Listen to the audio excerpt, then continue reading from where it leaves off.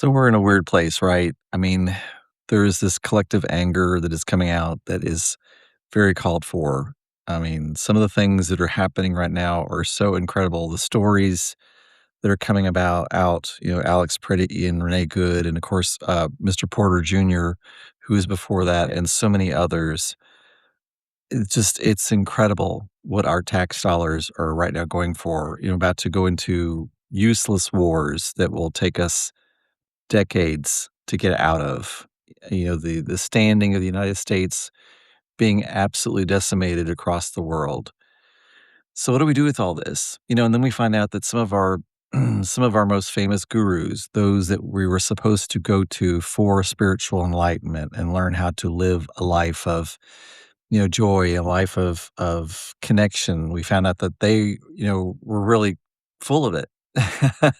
I've never really been one who subscribed myself to any certain teacher myself. That always seemed very cultish to me, and I never even wanted to be a teacher for other people. I've often been really kind of asked or almost sort of groomed to lead, and I've been told that I should start groups and do. And I've never been comfortable with that myself because I've often told people to never take anything anyone, including I, say at face value, to just, take out of it what extract from it what works and throw away the rest.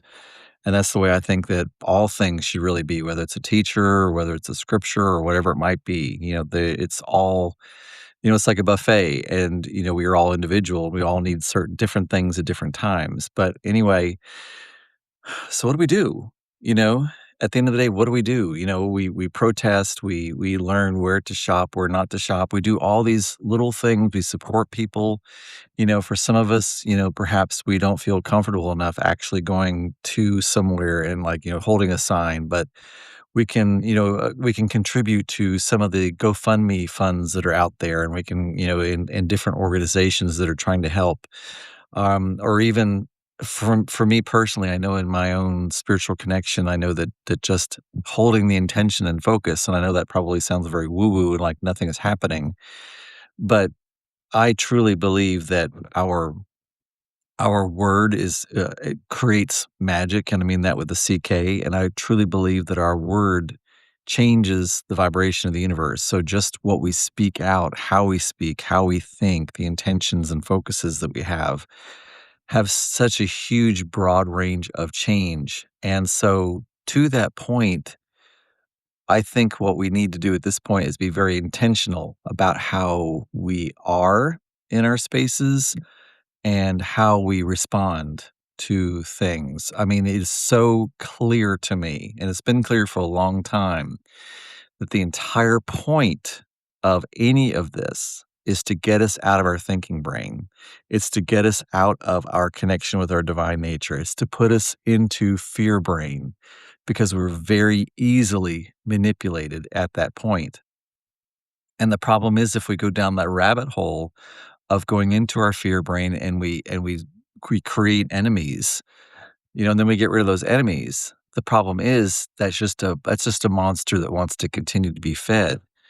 And before long, everybody else becomes the enemy. Before long, there is no safe space. There is no place that you can turn to. There's no person who doesn't become some type of a monster to us.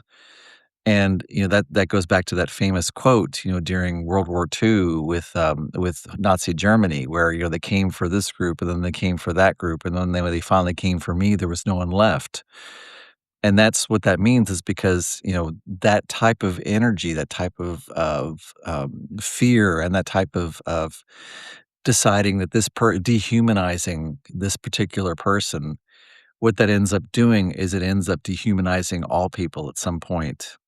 Now, I say that, and this goes back to the Buddha's point of all things are true at the same time. There are also perhaps some people that are not redeemable. I know for me personally, in my own personal life, I have had to change my career. I've changed where I live.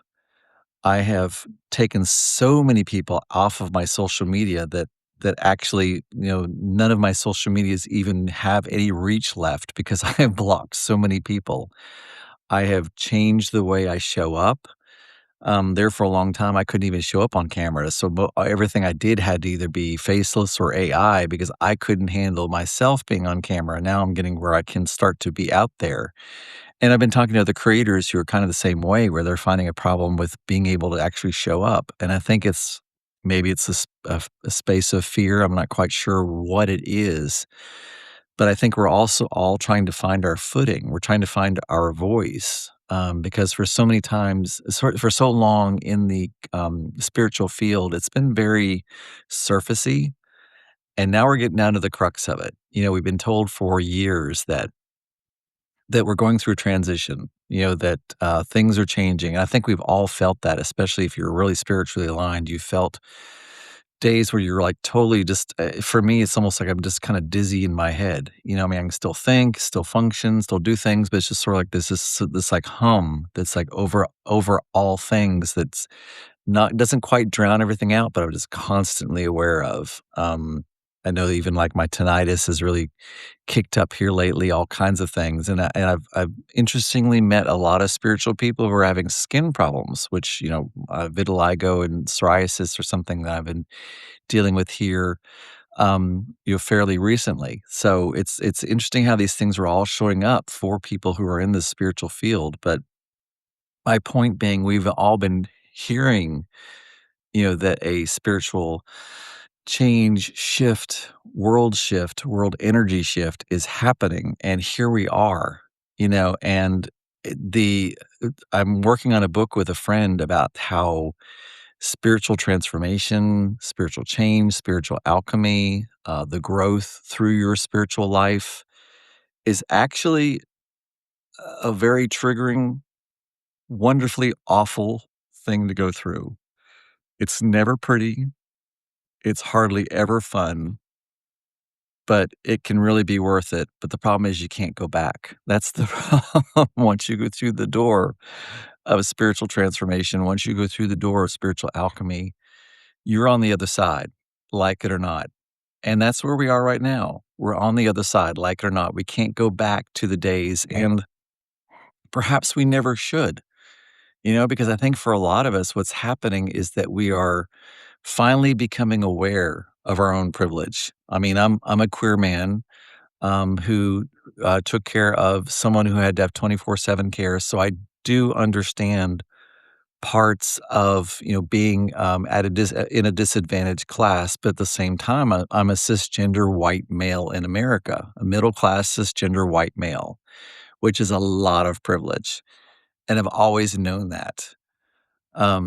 And I think that a lot of us, in that privilege or maybe other privileges, we're starting to understand that the reason we think it's really bad right now is we're kind of seeing how bad it's always been, but it's only been really, really bad for certain people. And perhaps because it wasn't a lived experience for us or because it wasn't so close to home, we were able to think of it as over there. I mean, we cared and perhaps we did what we thought was appropriate at the time to help, but it still wasn't in our own houses. Still wasn't in our own homes. It still wasn't in our own places we shop or work or go or congregate. Those things weren't there, and now they are. Now they're right here staring us in the face. You know, um, it for some reason reminds me of that old movie, The Amityville Horror, where you see those little red eyes peering through the window, and there it is right there looking at you. You know what I mean? And it's demanding notice. It's demanding seeing. And the fear is around the unknown. But I'm here to tell you that every single fear that I've ever faced and walked through has made me stronger, has given me more wisdom, given me more tools and resources, allowed me to be more help to not only myself but to others, and has been an integral and a part of my life that I would never change. I would never change. Didn't have fun going through them, but I'm so grateful to have been through them and so grateful to not only survived, but to in some senses thrive through it. And thriving is a choice. Thriving is where you understand that there's a gift. There's a gift in the struggle. There's a gift in the terrible things that happened.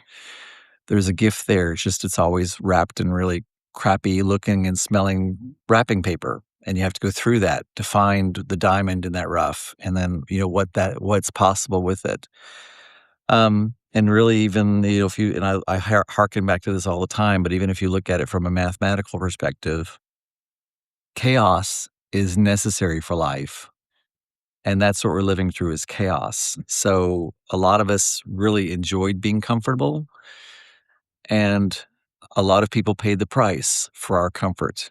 And that's still happening. Even if you're listening to this on a phone and you have a nice home, realize that you are a very privileged class, that most of the world most of the world doesn't know where their next meal's coming from. A lot of the world doesn't have clean drinking water. A lot of the world doesn't have electricity and phones and stable housing and all these, so if you have any or all of that, you are a privileged person. And that's not to make you feel guilty about it, but it's to make you understand that this is uh, that that that is what life it's what's that's life here on earth.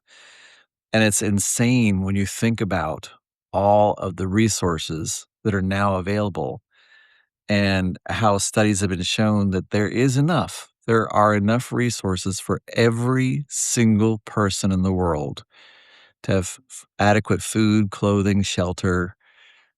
Absolutely, there's enough. And the problem has been that such a small, tiny little class of people have had overindulgence to the point of where if you took away half of their riches, it wouldn't even affect their style of living. If you took away a even more of that, it wouldn't change their day-to-day lifestyle at all, and that money could be used to just give decent living to people. Yeah, I don't know if wealth changes you. I don't know because I cannot imagine having access to that many that large of a resource and to not use it to help people in need. I cannot, and that does not mean I'm some great person, just I can't my brain won't even wrap itself around the idea. It just won't, you know?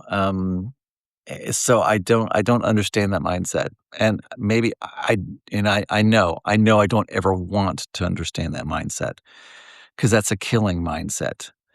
It's a mindset where one person gets to live lavishly and the rest of the world lives in terror and hunger, and, we're all in one little blue orb out in the middle of nowhere, all of us. There's no one coming to rescue us unless the aliens show up, and they're probably not gonna show up to rescue us. They're probably gonna show up to, like, take over, but, maybe that would help us if we all had a common enemy, if the little green men came or the little gray men or whoever you think, came along, maybe that would help us because we all have somebody we could focus on besides our own selves and our own humanity. But anyway, this is just my morning ramblings of like, well, what do we do now?